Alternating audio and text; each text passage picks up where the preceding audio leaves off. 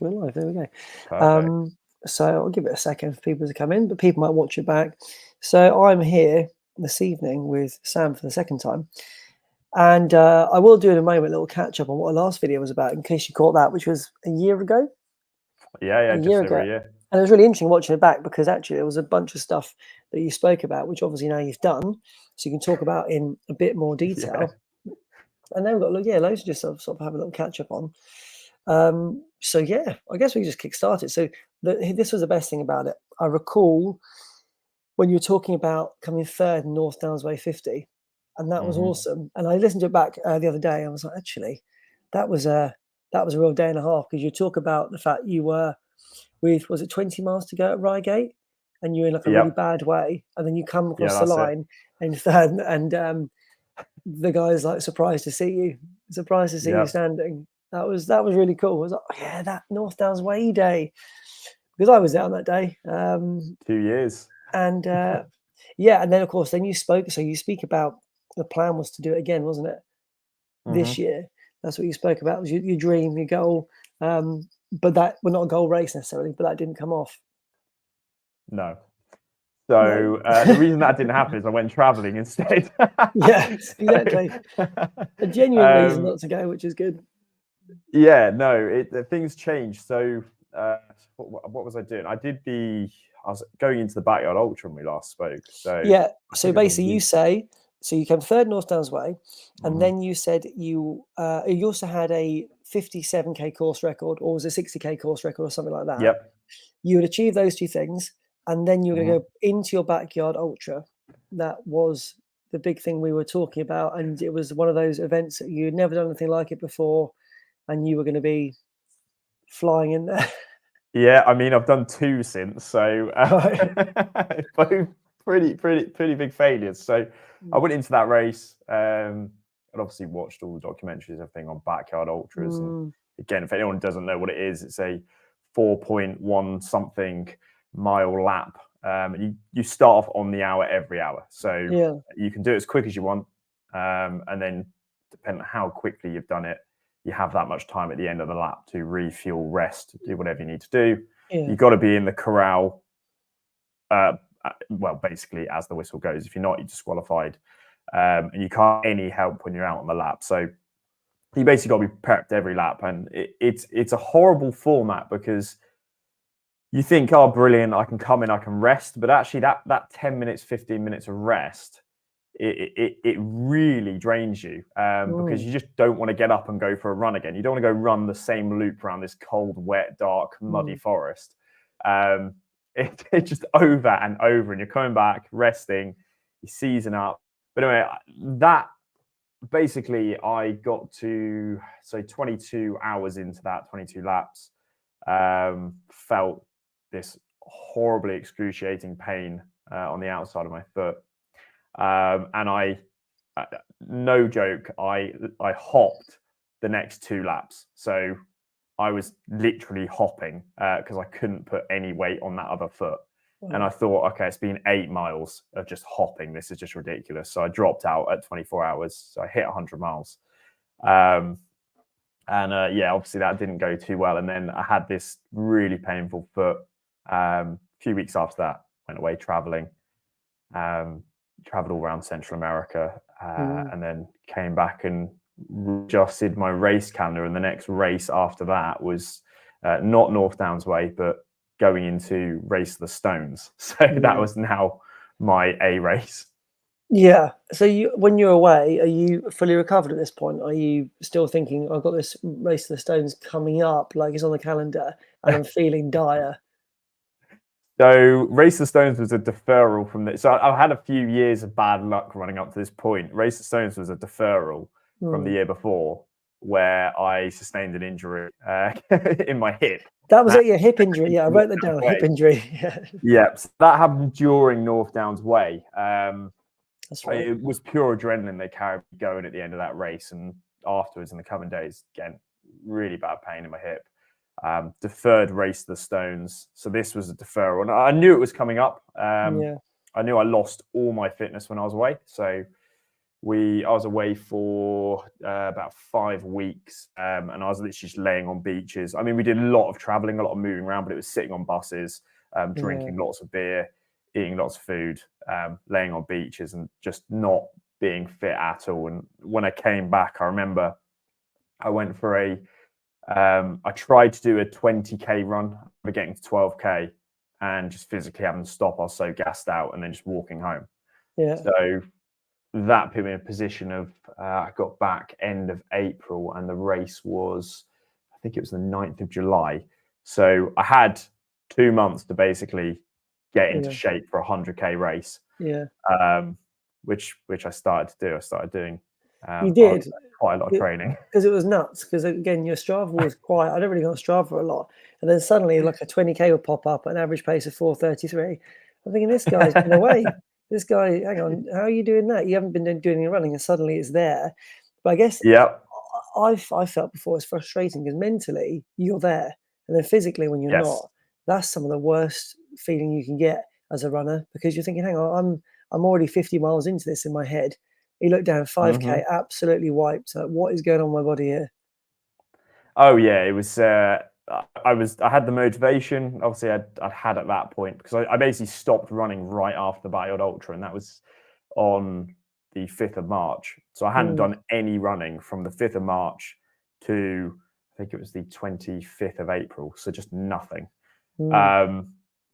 So mentally, I was in the game, really ready to get back, but I just physically, I had absolutely no fitness. I'd put on weight. I was looking, was not in physical shape. Nothing was defined. But I'm going to go back to my training and look what I actually did because just saying about it then, going from where I went to where I was getting in about 9 weeks or so, even I'm a bit unsure as how I did that so quick. Because also, what kind of general shape were you in, like before Backyard and all that kind of stuff? What were you running? Were you running a lot, or was it just sort of because going into a race like that, I guess there's an element of fitness, but also there's a big mental challenge there. Yeah. So if I go back to, I'm going to have a look at March. So yeah, I can see I've stopped everything there. So that's the Backyard Ultra. Okay. So basically, in the lead up to it, it was very sporadic. So I wasn't running every day. So I did 80k. I do it all in kilometers as well, just for everyone who's watching this. So I did 80k 1 week, then 100k, 100k, 120k, 80, 110, 110, 80, and then I basically did nothing for a week, which isn't. I wouldn't do that for a race. So when I taper, I keep my volume. I keep my I'll do the same amount of running, but so I'll run every day, but I'll lower my volume. But for a Backyard Ultra, I basically wanted to be completely fresh. Speed didn't matter. So I did nothing and then went into it. See the 100 miles there, but yeah. So I was doing fairly good mileage, but again, it's just a completely different game. That was more strategy. So how I'm going to eat. I have to run really slow in those races. Really, really slow to preserve the body. So it's just a case of keeping fit. And then when I get to the day, am I able to stay awake long enough, fuel enough? So the person who carried on to win that, how many laps did they get? Yes, that was Richard Thompson. So he's was actually insane, racing wasn't it? this year. Yeah, he did in that one. And again, if Richard's, because he probably will see this, because I'll talk to him. If don't quote me on this, I think he did 36 laps for that one. Wow. But he then went on to do Suffolk, and he went over 40 in that one. And then he came back. He did. I think he got to like 40 again in this year when he came back. So that's his thing. Like he's got that in the wheelhouse to attack. Yeah. And he's great. And I ran with Richard pretty much the entire time I was there. So both years I've done it. I've run with him the whole time. So really good at Backyard. So you go on holiday. You have a whale of a time. Yep. And then I can't come back, and I can see when my training starts. So I did a 60k week straight off the bat, but no long runs in there. So it's just like 10ks, and then there's obviously that 12k which I failed on.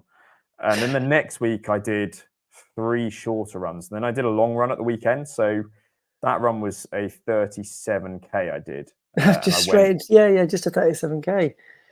and I did that because, so what I do in my training is I'll do a very long run just to gauge where my fitness is at. And then later on in training, I'll go back and replicate the same route or Okay. push a bit further, see where I'm at. So I tapered into that long run as well. But then the week after that, I did 100K. And then the week after that, I did 122. And then it just started getting absolutely ridiculous. So I must have, this is what I mean by your fitness will come back after those breaks. If you've done substantial time on feet, substantial mileage, if you take a break, you come back, your muscle remember, you'll come back into it. But again, there is the risk of injury doing such high mileage. My body is used to it from previous experience. But then I did 180K, 180K, 140, and then I tapered off into Race of the Stones. For some big weeks. Wow. And lots of flat running. So I was trying to replicate Race of the Stones. So Race of the Stones is 100 kilometers. It's the Ridgeway, so it's the oldest road in Britain. It's basically just a chalk path for 100 kilometers. You're on this ridge. You've got like bushes running either side of you and chalk. And so on a hot day, there is no air, and you feel like you're being baked alive in there. But it's very flat. So yes, it has about 1,200 meters of vert, but you've got to remember that's divided up into 100 kilometers. And so it's actually quite a flat course to run, so very fast. Would you have been? I mean, we'll talk about that at the moment. But in terms of thinking about the race ahead before you had it, would it have been preferable to have had more of an ultra elevation up and down the hills, or was fast and flat? Did that work? Obviously, it worked out fine. We'll talk more about that. But in terms of the coming back to running, how does that feel when you're thinking it's just going to be fast and flat? So where I lived was very flat. I used to live in Portsmouth, so there is no elevation. The highest point is 8 meters. I literally did a run, and on Summit Bag on Strava, it said the summit of Portsmouth, and it was 8 meters. And I deleted it because it's quite embarrassing. All the mountain runners that I have on Strava, that amazing 8-meter bridge that I ran over. So I had to do a lot of flat running, but I'm also a big believer in vertical gain. So I believe that vert, so putting elevation into your running, will build your leg strength. And something that you need to carry you 100 kilometers, 100 miles is leg strength. So I always incorporate vertical gain into my running, but my workouts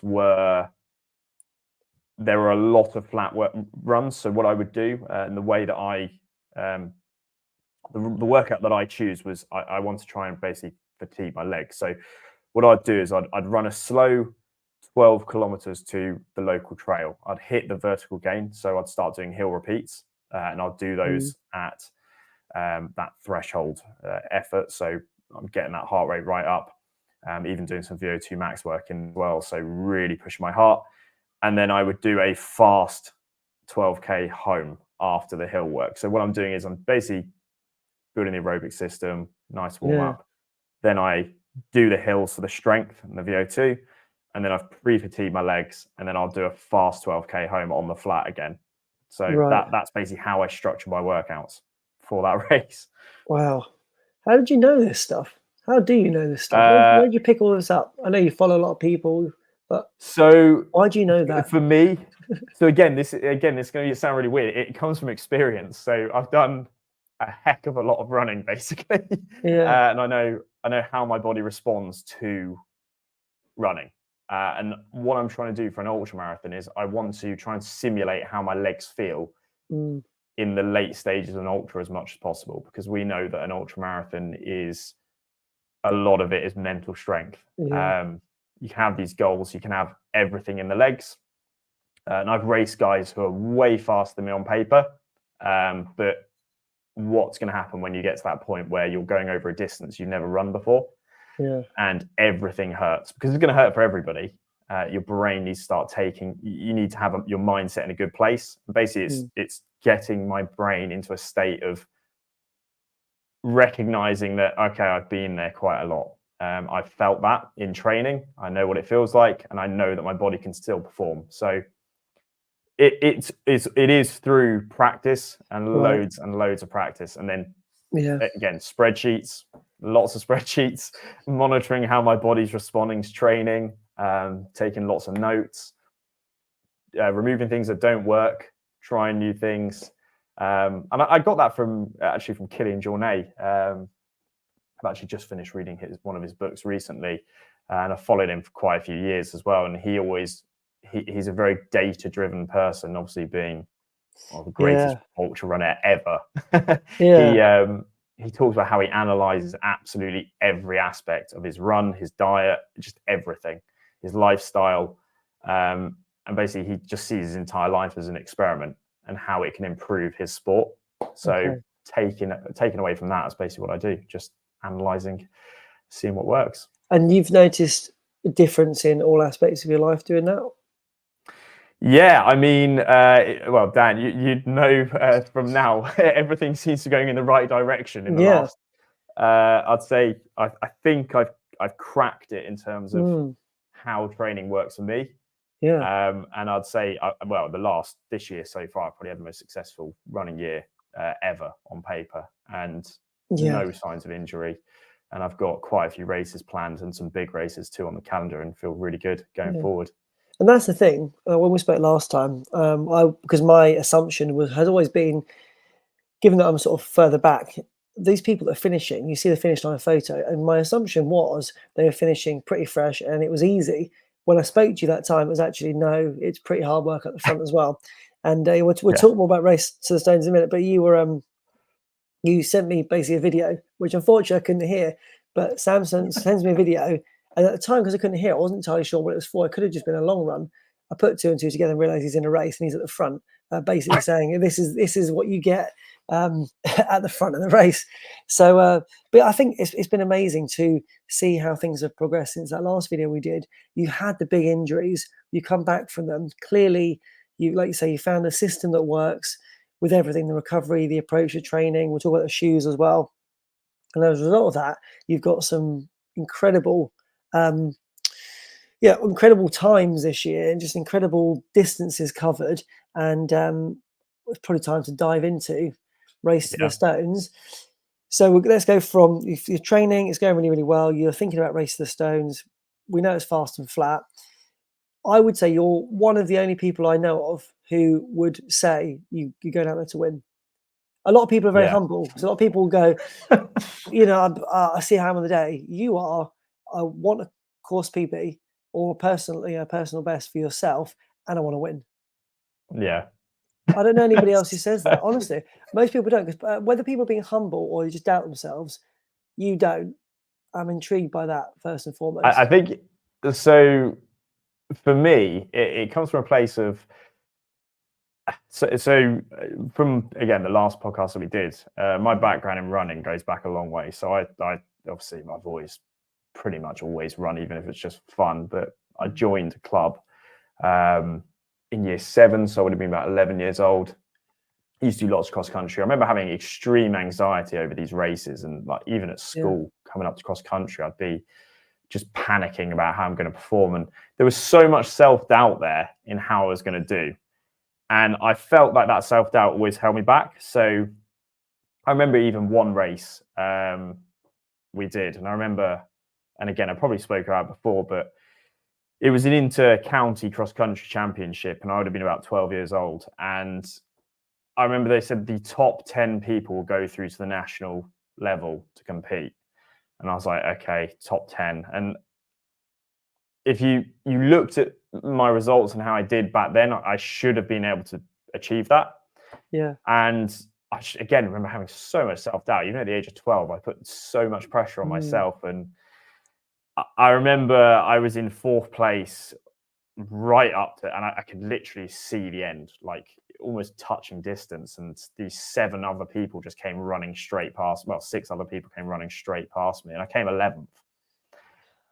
So I did it by 1. And I remember as they were running past me, I just that self-doubt. I was like, I'm not going to be able to take them, so there's no point. I just didn't try it. Yeah. So I found early on that not believing in myself and how I can perform always held me back.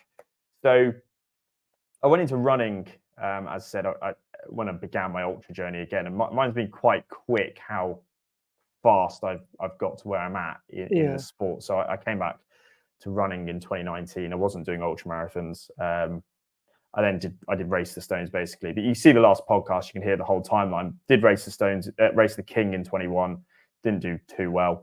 And then it was only 2022 when as I said, I came third in the North Downs Way. But yeah, it was that race that really gave me that self-belief of, okay, I can actually perform to a level which is up there with these guys who've been doing this for years and years and years. yeah, They've got incredibly fast times. I don't. If you looked at my Strava back then, I have no good, like my PBs were just all of them what you'd put as bang average. There's nothing special, but something put me into the position of coming third. I remember in that race for that final 20, 30K, all I was saying in my head is, I can get this podium and I know I can do it. Like something just clicked in a yeah, moment and I knew I was going to podium that race. And because of that, I kept going, even though the pain was absolutely excruciating. mm, It just kept me moving. And I got that, and I got that goal that I wanted to achieve. And it basically changed something in my mind. So then the race after that was the South Coast Challenge, and it was a 58K race. I think 1,300 meters of vertical gain. And I remember I had this idea. I said, I'm going to win that race. And in training, I mm, just started visualizing it, and I really believed it. And I did the race. I beat second place by, I think, just over. And again, in that race, I set a course record. And the whole time I'm running, I was holding on to that belief that I'm going to yeah, win. And I'm not only going to win, I'm going to set a course record. So I'm chasing that goal. yeah, And even when I'm in that pain, I just keep going.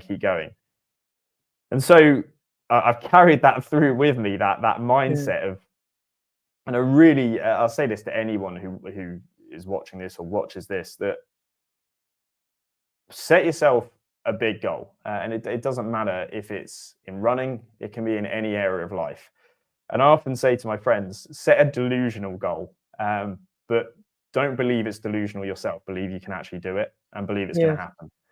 And then put the steps in place and work towards it to make it happen. And the whole time, just keep telling yourself that is going to happen. And obviously, you can set a goal and do no work towards it, it's not going to happen. But if you actually set that goal, yeah, and you put every step in place that you can to ensure that it happens, and nothing's going to stop it happen, yeah, you're probably going to achieve it in some form. yeah, And so that's what I've carried into ultra, and that's why you'll get the message from me every now and then, Dan, saying, I'm going to win this race. yeah. Going to But go and also, do this and going to win it.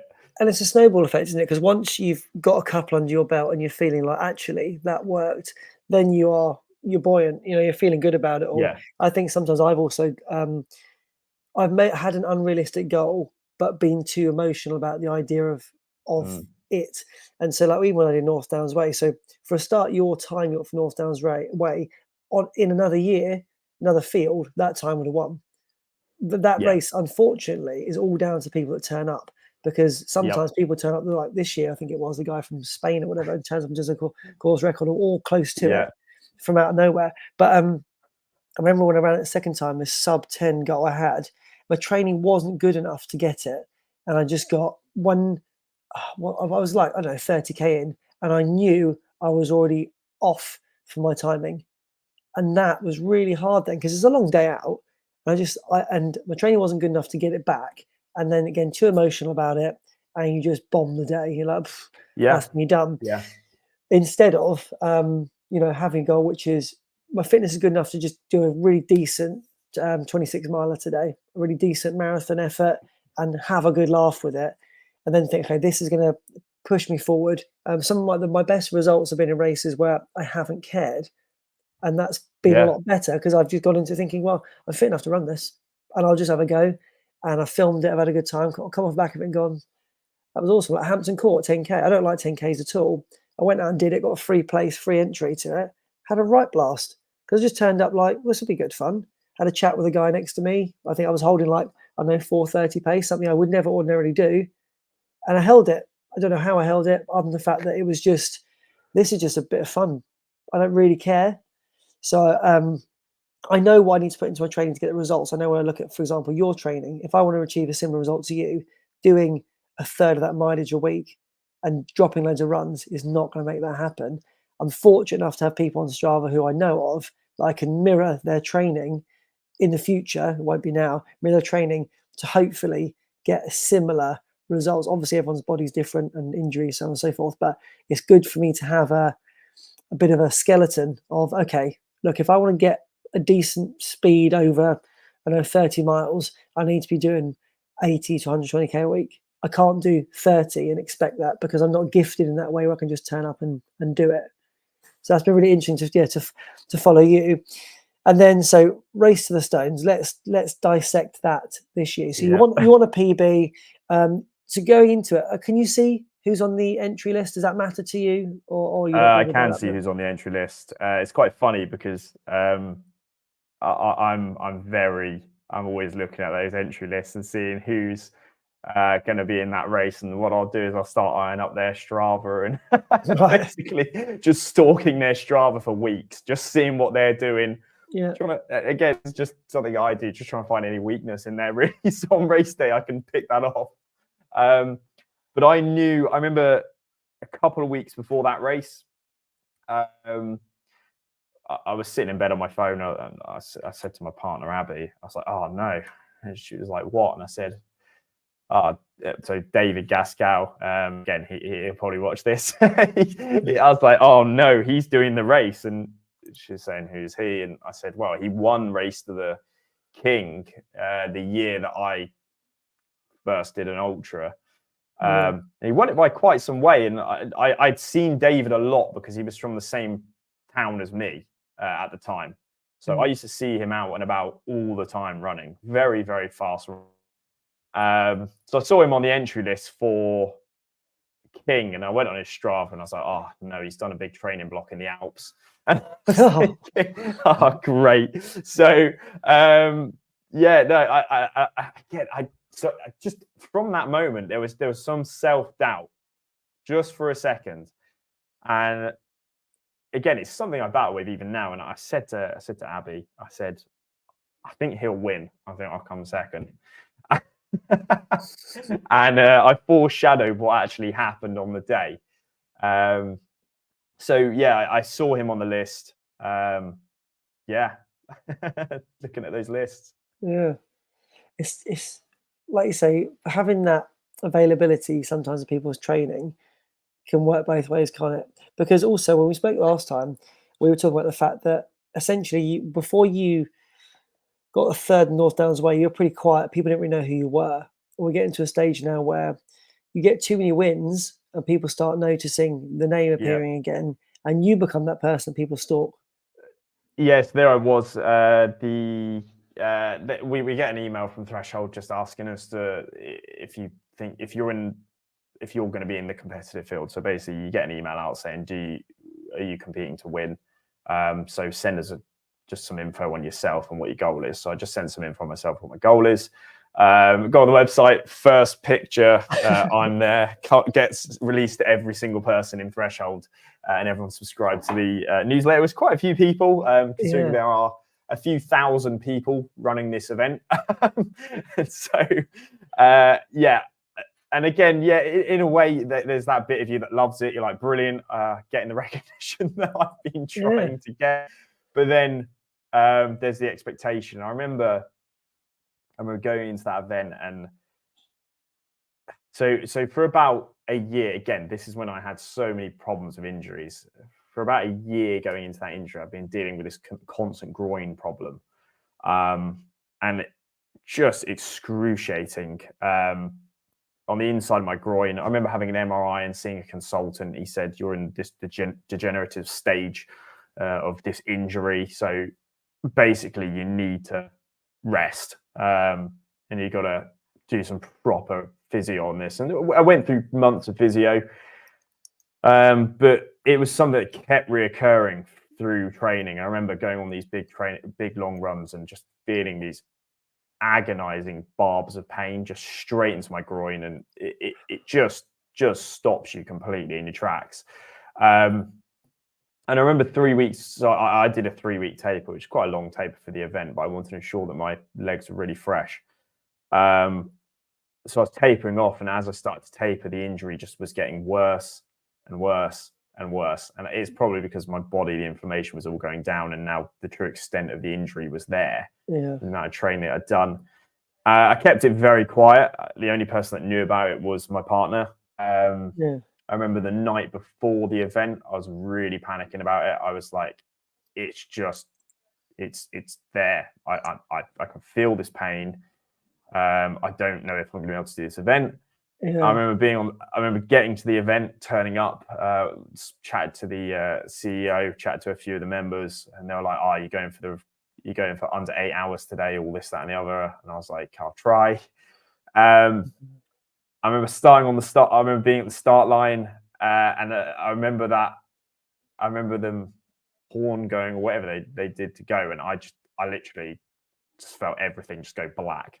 Just like I think the first 10 seconds of that race, I was running while blacked out. I just remember completely, my hearing, everything went, and legs complete jelly. And it was because of that doubt. It was again all the expectation I put on myself. Seeing my name listed up there for everyone to see, having the chat before the event, and then just knowing there's this injury, and I haven't told anyone about it, and feeling that I'm letting, because I had my parents there, I had Abby there, they were crewing me, they crew me for every race, doing an amazing job at it. I just felt like I was letting everybody down. I remember just this wave of just, again, feeling like I'm going to pass out. I quickly gathered myself and then carried on running. Seeing the photos, I'm smiling at that point. Yeah. And I said, okay, just going to try and get this done, regardless, because the injury is a tiny niggle at the moment. I can't feel it. I absolutely hate making excuses. That's why I kept it completely quiet. Yeah. And we went, and I held the lead for that race. So there was a front pack of us, I was leading. Went through the first aid station, probably about a 500-meter gap from second place. I remember David was right there on the hill. So there were two people to speak of. There was Kieran Kelly from Ireland, and there was David, who I just mentioned. I had those two and me. I pushed away about 500 meters through that first aid station. Came through the second aid station in first place, pushed on a bit. I remember looking down the road. So again, probably must have been about 500-600 meters. Couldn't see anybody behind me. Got to around about 30, can't remember the exact distance. It was just over 20 miles. And I just felt that, again, that agonizing shoot of pain. Like the only way to describe it is like a needle just jabbing me between my bone in my hip. And I started limping a bit. So I slowed down. Had that Kieran pass me at that point. We were on a road section. He went on past me, and then David caught up to me, and I was running with David for a bit. And I just said to David, look, I am in so much pain. I think I'm going to drop out at the halfway point because I know you get a medal. So I might as well just go through halfway, drop out. And I know my crew will be just beyond there. So that's the goal today. Yeah. Too much pain. So carried on, went through the next aid station, got to the halfway point. I couldn't see anyone behind me. I don't know how big the gaps were. And went through the halfway, so I was at halfway and it was pouring with rain. I said to them, I literally stopped and I just started chatting to them. So this is in the middle of a race and I'm just standing there talking, and I'm there for a good few minutes, just saying, like, if I drop out here, do I get a medal? And like, I'm probably going to drop out, so you won't see me at the next aid station, just so somebody knows. We had that full chat. I said, I've got to go just on down the road because my family are about a mile away, and then I'll probably just get on the car and we'll go home. So that's where I was at in Race the Stones. I got to my family. I see that my cousin was there, which was really weird. I thought I was hallucinating because he lives up north. And talk about my cousin, he's actually about to start a backyard ultra tomorrow morning. So wow. But anyway, I see him on the trail, and he's wearing a threshold top, and I'm like, I must be hallucinating. I'm 51 kilometers into this race. I've come through the first half in 4 hours, so it's pretty quick. Wow. Yeah. And I was like, it can't be him. But it was my cousin. He'd driven down basically to support for the day. So I was like, okay, I can't drop out now because it's embarrassing. So we'll just go one more aid station, just to ensure that he can see some of me running. So we go through the next aid station. And I can't remember the exact distance to the aid stations, but I remember it was long out and back. So you go all the way down this trail, and the grass goes up to your knees at a point. Horrible pit of trail. So it's about 1 kilometer of just knee deep grass. They take you off of the short path to go up there, and the sole purpose is to go into an aid station, which I don't use the aid station normally, and then just turn around and come back up the path onto the trail. Yeah. So it's an out and back. I get onto that path and I see both David and Kieran. So I'm still literally right on their heels. And despite I'm like, they're stopping to have a chat, despite all of that. Literally, yeah. So I'm like, okay, brilliant. Go through, and this is a technique that I learned from the previous ultra when I set the course record. I take Coca-Cola and then I chase it with a cup of water, and I go. I'm like, okay, brilliant. We might as well go for a 50-mile PB today because I'm on track for a 50-mile PB. May as well. And yeah, I'm at this point, it must be about 15K off of that. So I'm like, okay, I can do that. Brilliant. So I started chasing that goal. I remember coming around a corner, and I was literally, I'm talking 30 meters behind Kieran. So he is right there. And I can see David just off in the distance. So he's probably about a kilometer away, but I can see him. And that's the curse of the Ridgeway. You can actually see quite far in both directions. Right. It's quite scary if you're running scared. Couldn't see anyone behind me, but I was constantly asking my family, how far behind is the person behind me? Because they were tracking. And they're telling me about 20 minutes behind you, the next person. So I was like, there's a really big gap. I come through, I get a 50-mile PB. So I'm like, wow, I've just run the fastest 50 miles of my life.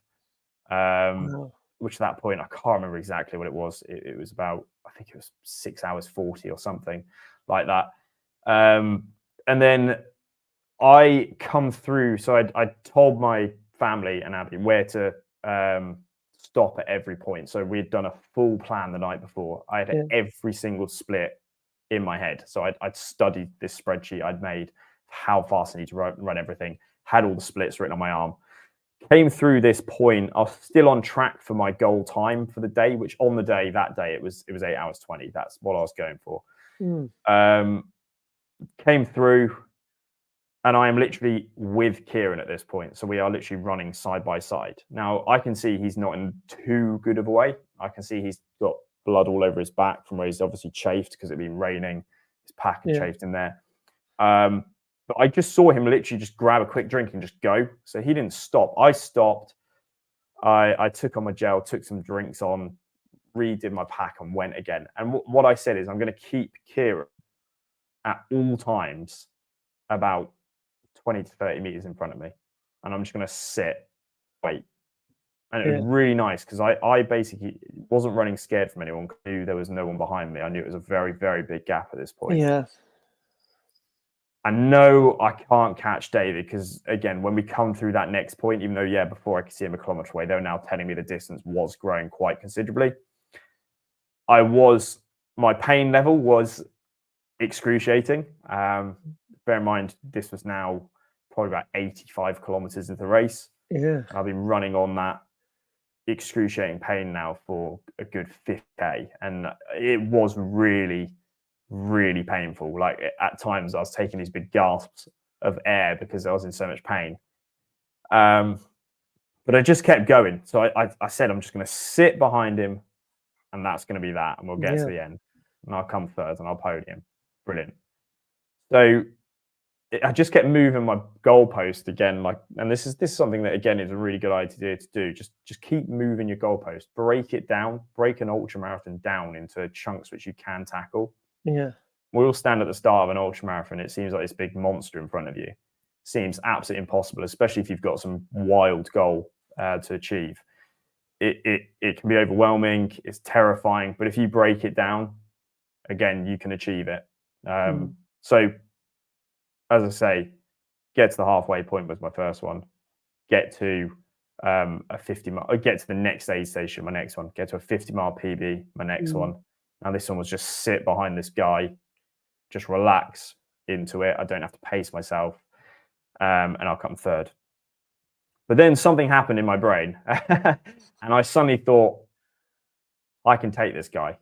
I can take this guy. I know I can. I know in my training, I've trained so that I still have reserves in me that I can do a flat out 2K at the end of a very long effort. And I've trained that way. And I know I've got that in me. So I'm going to sit on him and I'm going to wait. And at the right moment, I'm going to attack. And came through the final aid station and I saw him going up the hill just in front of me. And I took on all my fuel again, unloaded my pack. And I was like, okay, we've got 10K. Let's go. And we went and I was chasing this guy, chasing him. And he was, every time I'd come right up behind him, he would turn around, look at me, and he would just sprint. And I'd then catch back up to him. He'd sprint again. And I was whittling him down. And we came past the stones. So they say, look at the stones. They take photos of you as you're running by. That's where lots of people get their photos taken. I didn't take it in for a split. I didn't take it in at all. I just literally ran around this chair that they had. And then just, that's the point. I knew I was at 98K and I just absolutely went for it. Yeah. And I went into an obscene pace. There's a photo of me. You can see me absolutely gritting my teeth. That's the exact moment I struck. I think you were tracking it at the time as well, Dan. That moment. Yeah, that was mad because you could see on the tracker where you were, and then there's that weird bit where basically kind of it refreshes, and you're not there. Yeah. You're like basically you've gone round. That was a bit I was tracking. You went up this way behind and came down this way in front. I was like, hang on, like what? Yeah, it's a weird one. But then I saw he started going at a flat effort. To basically keep the distance. And at 99K, 1K, literally 1 kilometer from the finish, you could see the finish in the next field. He just had this funny turn. And I saw him literally just collapse into someone's arms. Turned out it was my cousin. I really wasn't paying any attention at the time, which is really bizarre. My cousin had actually gone to that point and caught him. I knew he was okay because he was with somebody. So I pushed on. I didn't know how bad it was for him. I knew he had just a bit of a funny turn. I thought he might just be exhausted, so he needs to just sit down. So I then just go for it, cross the line. I think I crossed it in 8 hours 39. So I was 19 minutes off my goal time, which for the injury I had was absolutely mental. And I came second place. David finish. I crossed the line, everyone's cheering, and I'm looking quite worried. And I whisper, I was like, I don't think Kieran's okay. And his wife was there. And she went, sorry, what? She was like, what do you mean he's not okay? And you could see them from where we were standing up in the corner of the field. And they sent their first aider up there. My cousin rings me to say he's actually with Kieran. And the extent of how fatigued he was that my cousin had told him that the gap between him and the next person was about 40 minutes. So my cousin literally said to him, crawl the next kilometer through this field and you'll still come third. Yeah. But he said he was just so done that he couldn't even crawl. He said he tried to crawl, wobbled. He ended up going off to hospital actually with the CEO. But yeah, that's a whole different story. Yeah. Yeah, that's unfortunate for him, so close to the finish. But yeah, I came second in that race exactly as I predicted a couple of weeks before. But again, it showed that I could push through excruciating pain. Yeah. A result, and by moving those goalposts, I can achieve a result. I got the second place in that one, and pretty fast time on paper. Yeah. So again, is that one of those things where if he David hadn't been there, that's incredibly quick time that you got, and so comparatively to previous years, when I looked at all of the previous, well, it was the 10th year I looked at all of them. I think it was in the top 10 fastest finish times. So really quick year for us. So yeah, and then I didn't really have any plans after that for any runs. So it was that, and then I needed to start thinking about my race calendar again. Yeah, and so then what was it, a week ago? It was 15th, it was 15th of June, wasn't it? 1 week ago. Yeah, it Under a was week ago, 1 week tomorrow. you So raced to the King, and what's the deal going into that? This is obviously a shorter distance, 50, yeah, 53, 54K.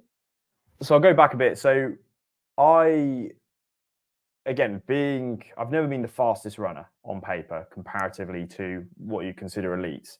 So I wanted to get better at shorter distances to work on my speed. I also wanted to get better at hill climbing because where I want to move into is the hillier, more mountainous ultras. That's inevitably where I want to go. So in October, I signed up to a race just pretty last minute. It was only a few weeks before I signed up to the Jurassic Coast by Maverick. Yes. Oh, got yes. really unwell. got really unwell before that, but still went for it. Ended up coming third in that. I think the three of us all went under the course record. So really fast day. But it was about 4 hours. Did that one in about 4 hours 50, I think, something around there, 4:50 for a 56-kilometer race with 1,600 meters of vert. So three of us did that. Unfortunately, I got into the scenario in that race where I had two sub 2:30 marathoners, so very fast marathoners, with me in the last 2 miles of the race on flat ground. So I knew that for an ultra marathoner who is not fast on road is your worst case scenario. Nothing you can do. I was with both of them. There was nothing I could do. We were quite far ahead of fourth place, but did that. Big boost of confidence because I was really unwell. And then the following week after that, I was bedbound, really sick. And then right after that illness, I went into a 100-mile week immediately. And I don't know what happened, if I'd done my nervous system in or something, but I was dealing with some form of fatigue for the next 2-3 months. Every day I just felt so tired. I kept falling asleep all the time. I'd be working at my computer and I'd just wake up and I was in a meeting or something, or I'd be sitting eating my dinner and I suddenly notice I'm asleep. And just feeling horrible, and my running scaled right down to pretty much nothing at that point because I just felt so unwell in myself. So that's what happens if you run an ultra marathon when you're ill and then you go straight into a massive training week. You will literally completely burn out. But then after that one, I had another backyard ultra. Got to Loop 7 and felt this pain in my shin. I'd done so much preparation for this race as well. See, I moved to South Devon, so I now live just outside of Salcombe. And anyone who's done the coastal path here, it's very, very rough terrain, very big hills, lots of hills. So there's just no flat. My local 10K is like 500 meters, 600 meters of vertical gain. So completely different terrain. So I got very strong training here, and I did a lot of training for the Backyard Ultra. 7 laps in, running at a slow pace on a flat loop, feel something go in my leg. Abby, my partner, she's a paramedic. She looked. I came into attention. She was like, "I can feel all the swelling in your leg." And I was like, "I'll just keep trying." Got to 11 laps. I was like, I can't do it. Don't really know what happened. Think it might have been a stress fracture. The only reason is I've had stress fractures before, and it sounds weird. Stress fractures tend to be the best case scenario for a runner because unlike ligament damage, muscle damage, where you've got to do months of physio, stress fracture, it normally just heals and you can immediately go back to running. Which happened. I had this lots of swelling, couldn't put any weight on it, and then literally 2 weeks later, gone completely. And it was a pinpoint pain on the bone in the front of my leg, and just completely gone. And so I just resumed training from that point. So from there, I signed up to, again, sticking with I need to get faster as a runner. Yeah. I need to get faster on hills. I then signed up to a race in North Devon called Heartbreaker. And that is an absolutely savage course. It is probably the toughest run I've ever done in terms of Wow. how much effort I put into it. It's a 30-kilometer race, so a bit of a strange distance, but it's around Heartland Key, if anyone's ever been there. Very rocky. The ascents are like 45%, 50% ascents, like really steep. And then the descents are just the same. So on rocks, at points you're literally using your hands to get on these rocks. Wow. They also have a section in the race which is a rope hanging all the way off of this really steep section where you physically can't go up it without pulling on the rope to climb up. So it's a long rope climb. So just a ridiculous course. And you're right next to the edge of these cliffs, like literally right next to these huge sheer drops. And that was just over 1,000 meters of vertical gain in a 30K. And I did tons of training for that. And so I was doing loads of speed work, lots of speed work on the hills, lots of hill repeats. And I went into that race. I won the race. So they had a lot of locals there. They had 2 local teams there as well. And I set a new course record for that one. And they didn't know you. You just entered. You just kind of a one-off. You're not part of any team. You're just a dude who turns up. Yeah. And that I employed the same strategy for that one, where I had a marathoner, and he's a very quick marathoner as well, 2:30 marathoner. His half marathon time is insane. I think it was like 1:09 or something. Wow. So he's in the event. I'm like, okay, but he's never done a trail race. And again, I was like, I know I can win this. So stayed with him, employed the strategy of just sit right behind him. And then every now and then, again, it sounds really sneaky, but it's what I do in races sometimes. What I'll try and do, and again, I won't expose this to everyone, so you'll get exclusive here. Trip him up. I'll basically sit right behind them, and when there's a hill, what I'll do is, now as we're approaching a hill, and a really steep hill, what I'll do is I'll just push slightly ahead, and then just before the hill, I'll drop back again. So they think they've got the upper hand. What people normally do, and I've found everyone responds like this, they will then push really hard because they think they've got the upper hand. And what I've done is I've lined up to them push really hard on a hill. And I'll just sit back and go relax pace up the hill. And I'll just keep doing that to whittle them down. Right. Sounds really bad. But the same thing happened to him that happened to Kieran in Race the Stones. Wow. Where he ended up collapsing as well. I swear I didn't push these people. Yeah. You're a jinx. And yeah, wow. Yeah, he ended up in the medical tent at the end. He DNF'd the race. But it's also people pushing hard, isn't it? People pushing too hard. That's what happens. You can tell people they're in it for the win, or in it for to do well. And those hills, ridiculous. And it is just, if you look at you can go on my Instagram, you can look at the picture I've taken of Heartbreaker and scroll across the elevation profile. It's just ridiculous. Yeah. It's just jagged, just the whole thing. There is no flat on that race at all. They even had a beer aid station there as well, which is weird. It was literally just an aid station. There was nothing but beer. So it was a very odd race. But yeah, really very happy with my time there.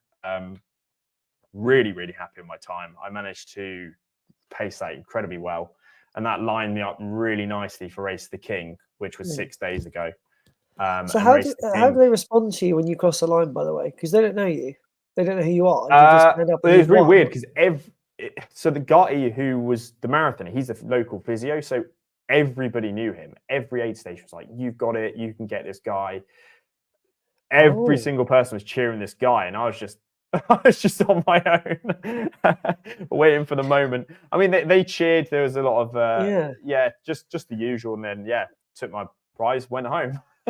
Wow. That was And they that. all spoke about you that night in the pub and said, "Who's this guy coming down to our local Probably. I've got, race?" got a few people follow me on Strava. Yeah, But it lined me up, as I said, yeah, perfectly for King, because Race of the King, I decided again to go for the 50k route. So I went for the castle route, which is the hillier route. yeah. It's actually 53 kilometers, and it's got just over 1,200 meters of vertical gain in those 53k. And it's on the 1261, South I Downs. believe. That's 1261, I'm it. You looking got at. it. There we go. And I didn't go for the full distance because Race of the Stones is in 3 weeks, and that's my A race. So Yeah, I needed a race which I could use as a long run, yeah, a race that I could race, test my race strategy, my nutrition, everything, 4 stones. So it was solely a training run for Race of the Stones. That race yeah, was.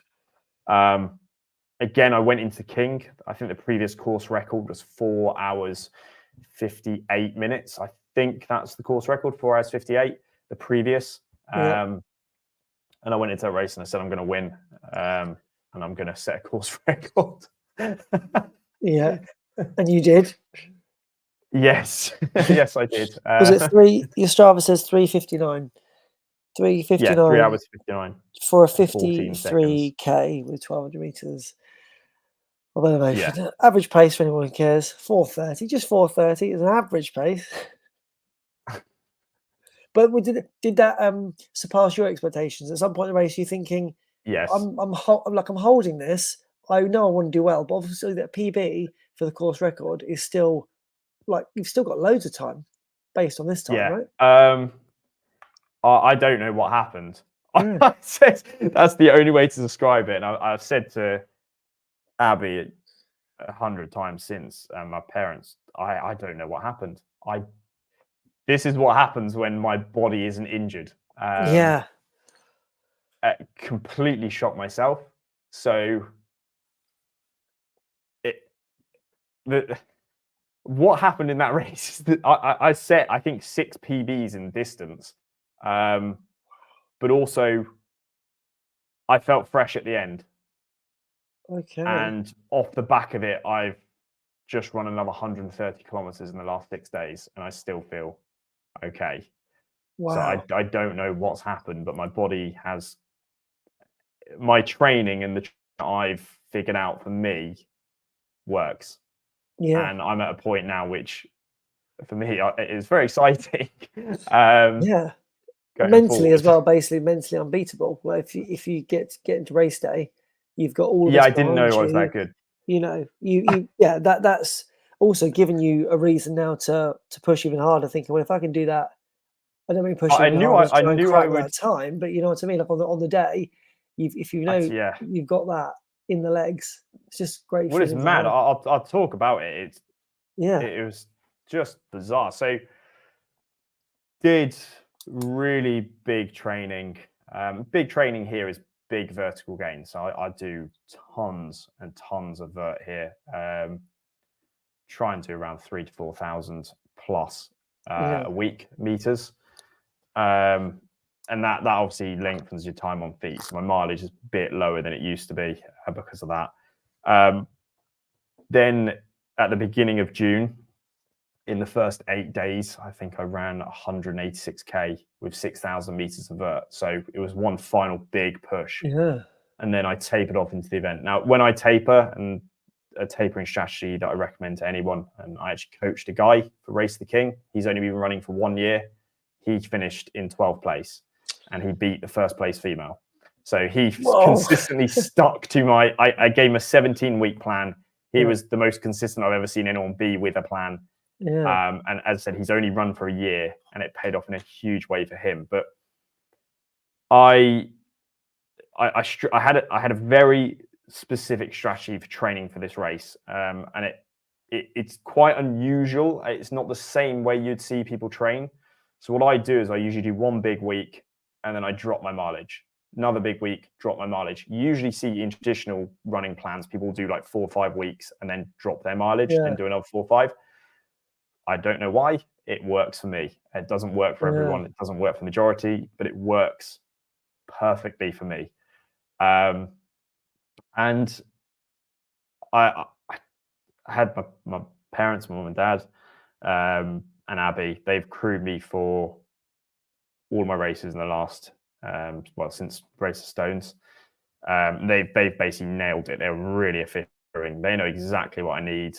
They know exactly how I'm feeling. They'll be at the places I tell them to go. Yeah. Perfect timing. So we had the whole plan down. They would meet me every 11 kilometers, Okay. and they had my nutrition strategy. So I trained nutrition as well. And so really weird. We start 7 minutes late because there was a power cut. So power cut, they just chatting, and then they send us off. So right at the start, I just go, shoot off, and there was a guy trying. I could see him trying to catch up, but within 3 kilometers, I couldn't see the person behind me, so they were gone. And from that point, it was the whole rest of the race, I was on my own. So from start to finish, I was with no one.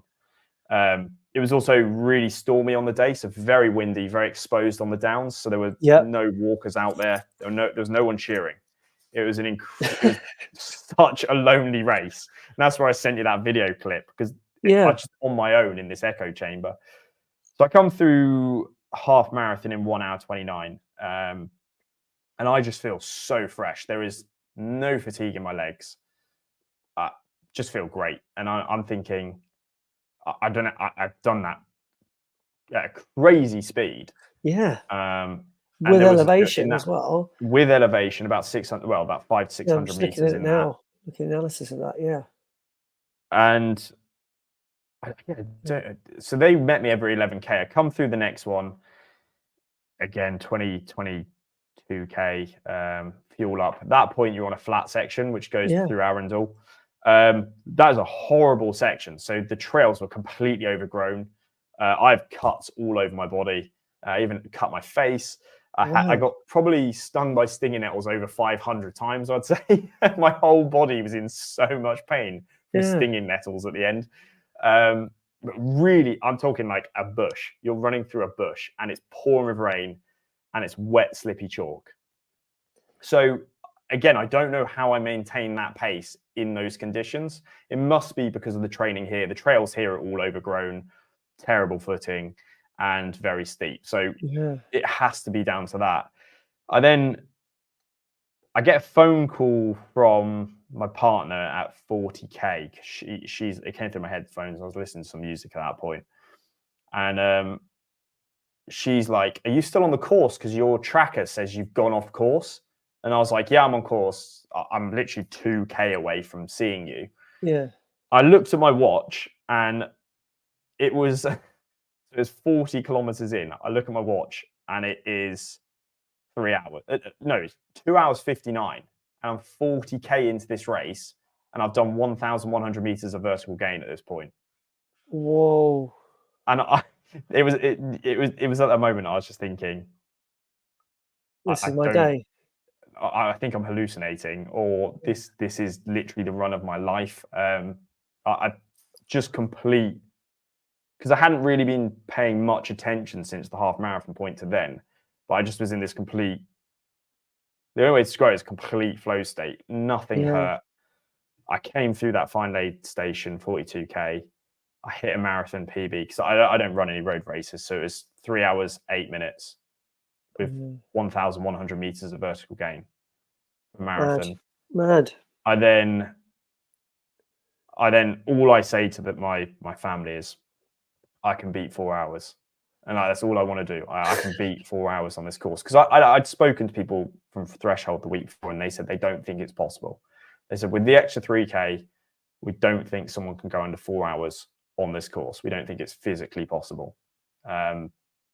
And I was like, I got to the fine aid station. I just said, I know I can do it. And so I just absolutely went for it. I put on a playlist, which was just really fast music and fast inspirational BPM music. Yeah, just really inspirational, fast pace. And I just completely went for it. And the problem was my watch had paused for a brief moment at one point. I don't know where it was, but I remember looking at it. It must have only been for about a minute.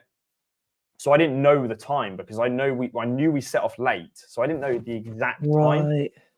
And I remember the final K. I was like doing the calculation in my head, like I am so close to the 4 hour point, but I don't know if I can do it because I don't know the time. Yeah. And I remember doing that final K absolutely flat out, cross the line. First thing I say is, have I beaten 4 hours? And I'm just asking everybody, have I done it? I didn't care about anything. Yeah. The guy comes over to me and he goes, you've done it in 3, and that's all I need to hear. I was like, yes. And I beat it by official time, 46 seconds. And they gave me my trophy. But Wow. yeah, it took an hour off the previous course record. And I beat, again, I didn't know where second place was, but I beat second place by almost an hour as well. So Imagine being that yeah, guy. Imagine being that guy and finishing. Go, someone's done what? Under 4 hours, hey? Run of my life. Literally, I think I did the 50K in 3:44. Might be wrong. 3:44, I think. The But Threshold know you at this point then. So you've gone into the race and they're like, oh, we know you from before. yeah, they knew You know, me. they're familiar. They'd done a So, write up. Of course. Yeah. Yeah. And yeah, but I again, since the race, I've just been looking at the Strava, just constantly, just thinking, I don't know what's happened. It's Yeah, because I again, analysed it's it the whole again, so but yeah, it's the there's a whole consistency there, isn't self-belief. there? This like these mid 4 something kilometers that you're hitting, and then you just come in with like there's a 3:42 in there and a 3:55. You're just in and around that 4 minute Yeah, kilometer no, I didn't just over. feel I wasn't out of breath. I didn't feel I didn't hit the wall at all. Um, Yeah, and at the end, I felt fresh. I had my legs were still there. yeah, Everything was still there.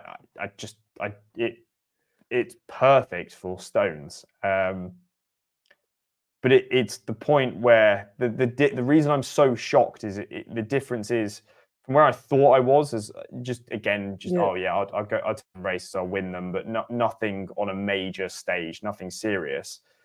But it's taken me to a place now of seriously believing that I could podium the big races, yeah. like with the elites.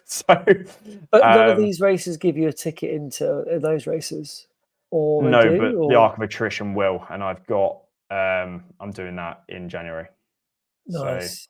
and I know UTMB have just bought it, Yeah, so it's going to be they'll have a very elite field, but it even the gap pace on that run, I think it was like 4:05 for the whole yeah. for Just 53K. looked, yeah, just I insane. could never have imagined running that fast, even a month ago. I didn't think it was possible in me. So they did a write up afterwards, and they again it's almost that imposter syndrome thing. I remember reading the write up, and in their words, they'd put one of the best performances we've ever seen at Threshold, and Yeah, it's still that thing of I don't know how it happened, and yeah, I now have some serious goals for Stones, which is 3 weeks tomorrow. yeah. As I say, in the last 7 days, I was just looking at my Strava. I've done 180 kilometers. I've done a huge Wow. week this week, right off the back of that. Yeah, I'll do another big week, and then I'm going to taper. But I've been talking to the record holder for Race of Stones, which is an absolutely obscene right, record. It's 7 hours 52, right, and it's this French athlete, and we've been doing. And he's given me his strategy for how he did it, right. and And he said, "Best of luck." it could be a special day. Does he think it's possible to drop the course record? Did he like have a great day, uh, or was he like there was still room? his run was absolutely insane. Looking at it, Right, analysis of 100. This is an athlete who has run a 6:45 100K on road, so he's a insanely good athlete. But for Stones, I mean, yeah, it's a bit back and forth, but he said, "I think you can beat my record." Right. And you So, haven't got David this time? He's not there? no, not with David. I've been running with him since. Yeah. But There's no David's other been big names injured. in the field that could. Well, Mind you, the don't Varga, you want somebody to push you? Do you want there someone to push you? are Varga have their athletes there.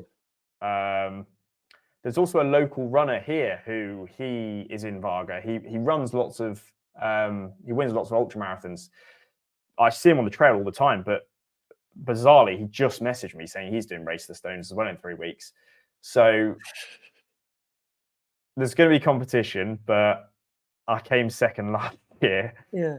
and I've got I'm in the best form of my life. So Well, you came second with a serious injury that made the whole thing uncomfortable and unpleasant. I think also having I've some got a strategy, Dan. quality runners, are going to help, isn't it? Because Yeah. obviously being out on your own is one thing, but Well, I was actually chasing a dot having on my that, screen. yeah, having that little back and forth to get you into the flow of things, and then with a mile to go, you can knock him over as well. Well, Get your cousin Dan Weller, down. Dan Weller, who I talked to a lot on Instagram, he came second in North Downs Way the year we did it. Yeah, His running career is absolutely propelled. I don't know if you followed him since, but I he's the have. guy who I came don't second. follow him all the time, but I'm aware that he's Basically, definitely he's won more. everything. Yeah, Literally, absolutely everything he's done. He's won. So he's going to be doing the first 50K, which will be interesting. But so that'll be nice to see him. But I'm going to try and come through the first half in about 3 hours 45. That's the plan. and that's so. What's hang on one second, let's go back to this here. So what's that on your PB? Because I've just had that up. That is my PB, but you've got to remember, Race to Stones is flat, and that had elevation. So Yeah, I'm just looking at it I again was on here. about 1,200 meters when I did the 50K PB before. So Yeah, this is removing gotcha. a lot of the vert. Okay. Wow. And it's a much more runnable course. So that King was horrible. Horrible. Really narrow, Yeah, really long grass, loads of nettles and bushes. Stones is nice and open, very runnable, the yeah. whole thing. And Wow. I've changed up my footwear as well. So I love the Tecton. I do Yeah. love Hope Tecton. I've run lots of races in them. I did Heartland Heartbreaker in the Salomon Pulsar. So they were the Mhm. shoes that Kilian Jornet designed. Very aggressive shoes if you've ever worn them. Yeah. You mentioned that Lighter before. I think the shoes. previous one you said that that was a shoe that you would go to alongside the That's Tecton, it. but you were like, I think it was that your training shoe? I think you mentioned it as being a training shoe. I might It be wrong with was that. no, so it was a shoe that I would try and get an FKT in if I That's ever it. wanted Yeah, to yeah. go, and a That's good. short FKTs. Yeah. So, and I actually said I'd never go over half marathon distance in it because the shoe is so aggressive. It's the lightest shoe you can buy. It's ridiculous if you're just holding some socks, Yeah. but it's so responsive and it just locks your shoe. There's no lacing, nothing. You literally just slide your foot in, completely Right. locked in. There's no padding. There's no insole. There's nothing. Wow. And I won the Heartland Heartbreaker in it because it is so fast on hills, that shoe. And so I took the risk of doing Race the King in it, running an ultra in that shoe. Paid off huge, but I got some rubbing. So I know that following on from the Pulsar, Kilian designed another shoe with his new company, the normal. And it's basically he's taken the Pulsar but added padding around the ankle, which is Okay. exactly right. Yeah. And this shoe, it's called I think it's pronounced Sharag, but it's Yeah. spelled Kjeeag. He raced Hard Rock, Zagama, UTMB. Now Zagama's a marathon, the other two 100 milers, Yeah. completely different disciplines. He did all three of those in, I think, and again, don't quote me on this, an 8-week window. And he set the course record for all three. And he used this shoe. And not only that, but it was the same pair of shoes. He didn't use the same shoe multiple times. He used literally the same pair of shoes for his whole training block and all three races. Wow. So because he wanted to showcase the longevity. I know it's his company, everything. There's the whole sales point, but I went for a test run in the shoe today because it arrived and I saw. it's quick. It's quick. Just a light 20K that you did. It's a night. It's basically I'm going to use it in stones. So Yeah. that's where I'm going. So did you, is it like out the box, you think this feels good? This is a great feel. No, or so do you have it's to a settle into it? it's a very aggressive shoe. Normally you can just shoe on like Hoka's. Yeah. You can just put Hoka on, you can go straight out for a run. Really nice and cushioned. This shoe has no cushioning. It's got no insole again. So it's you can feel everything. You can feel every rock. But I'm starting to really enjoy ground feel because my feet can respond so well to the trails. But you do need strong feet. So you need to get used to them. But this one is probably going to take a good 30 to 50 miles to break into the shoe. And then I'll start feeling that nice ride. But I know already that once it's broken in, that's going to be an absolutely beautiful shoe. Yeah, wow. There can't be that many people using it, generally. I don't know. I haven't seen anyone around here using it, but it's expensive. It's a nice shoe. He says about how they made it to last. Basically, it's a shoe that because they're very environmentally conscious and they don't like people keep. And they have a policy that you can send them your shoes and they'll dispose of them in an environmentally friendly way. So that's why it's going to have a break-in period because it is such a the shoe is take a while to actually break in and it's going to have longevity there. But that's the shoe for stones. Got my goal for stones. Yeah. And Threshold looking forward to having you back. They're like, can't wait to see what you do. No pressure. They've got a write-up ready already for the finish line. Yeah. Wow. That's very cool. I saw today they released the participant hub. My picture's in there. Is it? Get your medal at the end, and it's just a picture of me cheering at the finish line. Wow. So has anybody done like I say the double? You know, the races that they hold. You've got King and Stones. Has anyone done both or won both? Is that a thing? I don't know. Maybe it's not. I know there was an athlete who did. I don't know if they've done that. No. You could do PB in both, win both, and be the first and probably the last person to do that. I'll try, but that'd be good, wouldn't it? I mean, this is the A race. A few more weeks of intense training, and then we're going on holiday. So, but also though, you can enjoy it at this point because you've had such success recently. You must be going to just feeling a lot lighter rather than the pressure of I've got loads of like really good. Yeah, but I'd say it's my A race, so it's the race that I really want to. I want to do well in, and then I've got autumn, winter races after that, so we'll build back into those. Yeah. But it's it sounds really arrogant, but to understand where I come from when I say it, it's a self-belief thing. It's trying to push myself, and that's why I make those goals. It is nothing to do with being egotistical arrogance. It's I will do a race if I feel I can win that race. Yeah. So that's why I compete. I love the thrill of competing, and I love the thrill of strategizing to try and win. That's what I get out of ultramarathons. I know most people get out of ultramarathons the achievement, and it's a huge achievement completing an ultra. For me, I just love the game at the front, that strategy game of how can I win. So those are my goals. And I'm in a very, very good place for it. I know stones can get very hot, so I've started my heat training. But really good place. And then after that, I'll be hitting hopefully some Centurion events. And then my next A race after that will be the Arc, which is on the coastal path. And I'm hitting on Devon's coastal path. And of course, it's a UTMB race. It'll be a big one.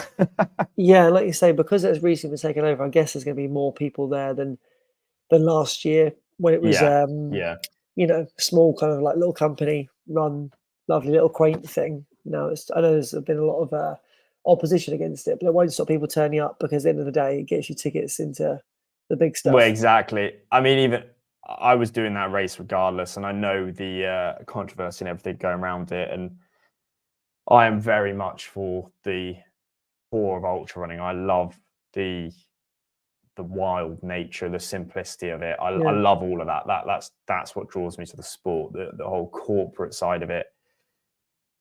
It helps the runners massive. It helps the races, but for me, I love the simplicity of just getting your shoes on and going out in the woods and just going for a yeah, run. But it is a big event, and I know that. Um, I know that if you podium that race, you have immediate entry into the elite field for is it CCC, the 100K version of right. UTMB. Okay. So you go straight into that. So if I podium that race, I'll go to Chamonix You mean in when you following podium it? September. When, not if, when. When. But also, again, it'd be good one it to be. There could be Long some way off. there could be some names there as well. Some people Yeah, who it's a long way off. I'm not even thinking about that race at the minute. no, It's all stones right now. yeah, Race is stones for me. really exciting. So you So, got your shoes, all that stuff. You're still doing the same nutrition as you were before. yep. It's still working My well. nutrition's changed slightly. So Right? obviously, Precision Hydration, they support me quite a lot with running. So I get quite a lot of supplements from them. I used to Yeah, take Precision Hydration before, did any sort of ambassador yeah, work with them. But I found a really simple gel for me to absorb. So I have a mix of Precision Hydration, and then I take some Spring Energy as well. So reason for that, I have really bad stomach issues. If anyone knows me, horrible stomach issues. I've got several horrible intolerances to foods. right. I'm completely plant based. I've been a vegan for about 9 years now, so completely vegan. Yeah, Um, I cannot consume any dairy whatsoever. I will literally end up in hospital vomiting blood. So it's right. really Yeah, bad. I get similar to meats. I get even really random things they put in some drinks as well. Will set it off to some preservatives, whatnot. So I want to be really careful with stomach. I've got a very, very, very sensitive stomach. So what I do is I'll have precision hydration drink mixes. I'll take their electrolytes. So I have yeah, their electrolytes throughout the day. So in my day to day, every day, I have their electrolytes from them. Before I go for a run, I will take a scoop of their fluid, their powder, 60-gram carb powder, and then I have it in my bottles. yeah. But I'll take a Spring Energy as well. So the apple and cinnamon one. Yeah. You know that one too. A Oh, yeah, really tasty one. I just got restocked on it. I get It's a again nice, tasty controversy treat. around it. It's quality. It's really good. Like I So used to always have Spring Energy for like Canterbury and all that kind of stuff, but it's the really awesome nice for your sauce, stomach. it just Oh, it's like you so say, tasty. goes down really really well, and it's not a flavour that becomes irritating. You're kind of like this is enough because It's just it's just got nice and something to it. tasty. Yeah, yeah, Yeah. So what I was doing was I was taking those, and then I was taking precision hydration caffeine yeah. gels as well. So the caffeine gels I was taking the latter half of the race, just to keep me basically all blood flowing, keep me going. But I take about 77 grams of carbohydrate an hour, and I've worked out perfectly for Right. myself. And I have to be very disciplined on that, and my fluid intake as well. I have to be very disciplined on that too. And I absolutely nailed it. I Yeah. did it perfectly, took on the exact amount, and it worked. Wow. Yeah, that's again a bit of the kind of ultra side where I got to a point where I knew that I couldn't have the food from the aid stations for a start because it's not part of my again vegan as No, well, plant based, so I couldn't have anything from there. That kind of ruled that out, and then I was just actually the gels, and it was at the time just gels and Tailwind was all I was having, and I got to a stage where I was kind of like I have like I sip this every 1 kilometer and I have a gel every 7 kilometers, and that was what was working for me. yeah, So my it ultra works stuff, for whatever reason, it happened to be 7K, and sipping Tailwind every kilometer was enough to get to the aid stations and refill and what have you. It's perfect. funny how it kind of works out, but again, Spring Energy and Precision I've used probably for the last year. Just got the drink mixes now, but in terms of gels, again, they go down really easy. And it's quite hard sometimes to find some of the vegan stuff. They just go. What did I have Oh, recently? Uh, it basically was maple syrup. It was 99% Canadian maple syrup, I didn't get the point of it. It was like you put maple syrup from a pot into a gel format. It literally is 99% maple syrup. I don't know. Again, you can have it, but I had it neat because I was on A station helping out, and it was rough. In a race, I think it would be too sickly. It wasn't a flavour you'd enjoy because it's the kind of thing you'd have on like No, pancakes. that's a bit savage. Yeah, but no, There, that's there for are some me. that I've had that are horrible, horrible. I've Yeah. tested everything, literally everything, and oh, I've had a bad time with some Yeah. gels. But I think the Spring and Precision are easy. Again, on the stomach, I've never had Yeah. any issues with them at all. Oh, Just so, yeah, that's why I so stick to it. Yeah. reliable, so reliable. Yeah. So I flick between the two. Obviously, I take loads of Precision because I work closely with them. So Yeah, but it just works for me. So it's my strategy. But it doesn't work for everyone. That's what I always say yeah, about ultramarathons. Don't take my advice. You need to no, test this stuff, and you get good at ultras through learning. yeah, And it's a grueling process. But if you stick with it and you keep testing, that's the whole analysis side of things, yeah, which I do. Just analyze everything, and yeah, eventually it just all clicks. And yeah, strangely, it has just suddenly all clicked in my terms of yeah. me, and it's great. That's what Riding I've. off it. When I look back on my ultra running, I've always completed the races, never done as well as I wanted to, and that's due to poor. Basically, the training's not good enough, but had enough of a strategy mentally to get to the finish, Yeah, and to be able to, be fueled enough and hydrated enough to not pass out. But just the fitness was never there to get the results I still feel like I deserve, but I also haven't done the training to warrant the results. So I'm quite thankful I haven't done particularly well because otherwise I'd go, I got away with that. I got away with half-hearted training. When what I know I need to do is really yeah, put my best foot forward, have a strategy, have a plan, get to race day feeling like I've maxed out on everything I could possibly do, and then bring in the hydration, nutrition that I know works, mentality of completing it, and then getting a result and going, that's what it's all about. That's what I'm working that's towards. It's it. kind of like a 2-year plan, and yeah, that's what I just think. I know I need to dedicate time to it, but I'm not going to do it when I haven't got the No, calendar to no, allow no, for no. it because it's just silly. Yeah, and you just end up beating yourself up over it. So you need Mm, to be at the right place, and it is a huge commitment. And I was saying to you before this, it's sort of flipped a bit for me, where I am starting to get all that expectation and yeah, putting the pressure on myself. It can be a real struggle to hit those mileage goals because you're just doing so much that it just completely takes over your life. yeah, And you find you wake up in the morning and the last thing you want to do is go out and do another 30, 40K.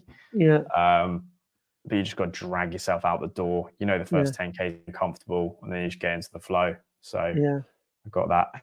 It's really impressive. You've done so well recently, and like I say, we'll be eyes on you for the Stones, and also like it's well deserved because you have put the work in. You've been through the tough times. You're not standing here going, "Well, I've had it easy for the last 10 years. I've always been a runner since Oh, no. high school, and I've done it." It's not like that. There's been a journey. There's No. been these blocks of no running. There's been the injuries, and you've had to spend a huge amount of time behind the scenes, spreadsheets, working it all out in order to get these results, which are coming. Yeah.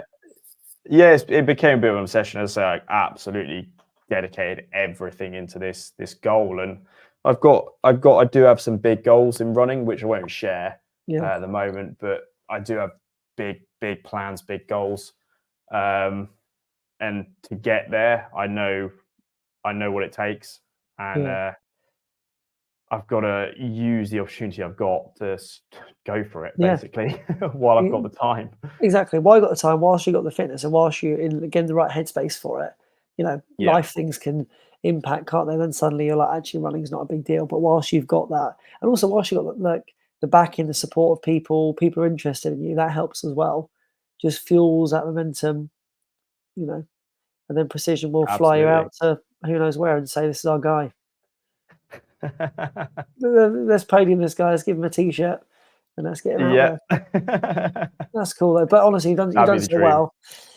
It will be but I think the names getting out there, isn't it? It doesn't help that people I think are coming from the road marathons into ultras now. That doesn't really help to give the people who have been working their way up.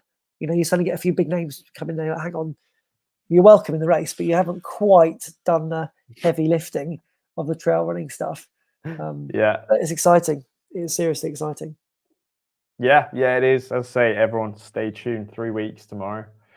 You'll be able to track me as well. So if you go to my Instagram, which is Harper Ultra. I'll do a link down below to that anyway, and I'll do a little repost. I'll put the tracking when they send it. It's usually 24 hours before, but you'll be able to track all of the hopefuls in that event. Basically, are being given trackers, so okay, you get to follow it. I say 3 weeks tomorrow. Cool. That's cool. Well, it's been awesome catch up with you again. Really insightful as well. Just this incredible job. See if I can get another one of these. I'll come back on.